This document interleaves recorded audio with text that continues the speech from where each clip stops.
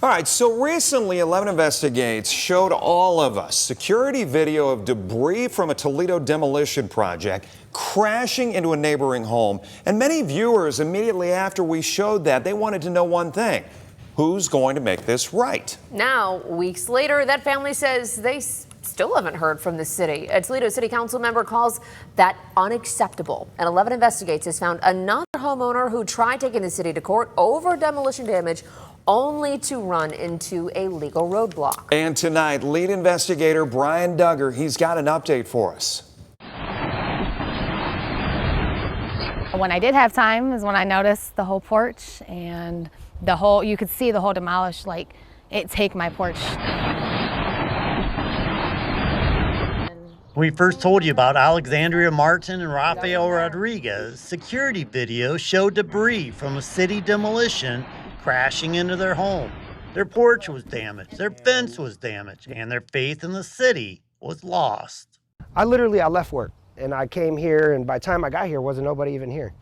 So I was kind of tripped out. No note on the door, not a sorry we destroyed your porch. Now the couple says they've gotten an estimate, $9,000. Much of that tied to suspected foundation damage. But the city isn't offering to pay the bill.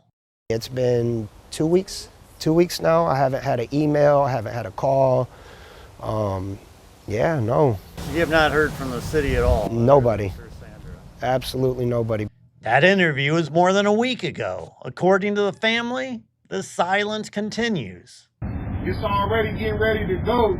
But we do have this new information. 2 city sources tell 11 Investigates that the demolition crew consisted of city employees, not outside contractors. That made what happened even harder for Councilwoman Sir Sandra McPherson. This is wrong, and this is on us. These are our employees that were demoing the house. You have to make this right because our employees messed up. McPherson says Rafael reached out after posting online. She says she personally sent his information to city leadership, expecting action. But she says that never happened. That's not good representation for us. That's not being good stewards of our citizens. And then we wonder why we have some of the issues in the mistrust. Alexandria and Rafael are not alone. When 11 Investigates reviewed city data for a 13-month period, Toledo recorded 62 demolition-related damage complaints. 27 became formal claims. Only 2 resulted in payment. See the scrapes in the wall. And Robin Colbert knows the feeling.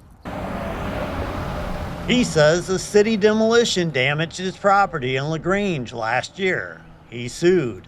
I need a complete tear out on my roof and recapped and remasoned on this side from front to rear. Need the foundation reinforced from front to rear.